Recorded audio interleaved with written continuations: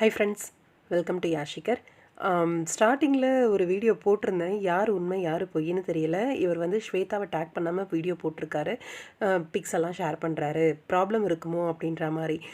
அதுக்கப்புறம் 2 பேர் சைடும் ப்ராப்ளம் இருக்க மாதிரி தான் இருக்குது அப்படிங்கிற மாதிரி போஸ்ட் பண்ணியிருந்தேன் நானுமே. ஆக்சுவலாக இப்போது ரீசெண்டாக ஆதி அவர் வந்து அவரோட இன்ஸ்டாகிராம் பேஜில் வந்து ஒரு வீடியோ போட்டிருந்தாரு. என்ன அப்படின்னு பார்த்தீங்கன்னா, ஸ்வேதா சின்ன மருமகள் சீரியல் நடிச்சிட்ருக்க ஸ்வேதா வந்து அவர்கிட்ட வந்து விவாகரத்து கேட்டிருக்காங்களாம்.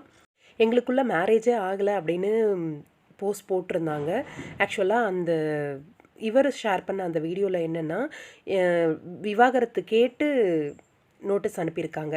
2023 அவங்களுக்கு மேரேஜ் ஆனதாகவும் 2024 வந்து அவங்க செப்பரேட் ஆனதாகவும் வீடியோ போட்டிருந்தாங்க.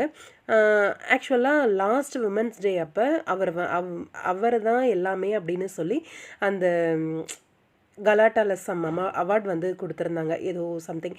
அதில் வந்து அவங்க பேசியிருந்தாங்க. ஸ்வேதா பார்த்துருப்பீங்க.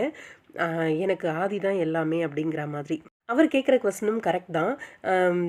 2024 விவாகரத்து ஆகிடுச்சுன்னாங்க. அவார்ட் ஃபங்க்ஷனில் பேசினதெல்லாம் எப்படி அப்படின்ற மாதிரி கேட்டிருந்தாரு. இன்னொன்று வந்து 50,000 வந்து அவங்களுக்கு மந்த்லி அமௌண்ட்டாக கொடுக்கணும்.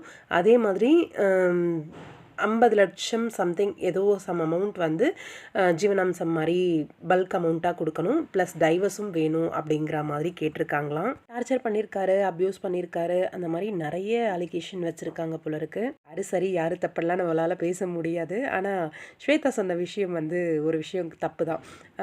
2025 தான் அந்த அவார்ட் ஃபங்க்ஷன் நடந்துச்சு. அந்த அவார்ட் ஃபங்க்ஷனில் தான் ஆதி தான் எனக்கு எல்லாமே அப்படின்னு சொல்லியிருந்தாங்க. அது உண்மை தான்.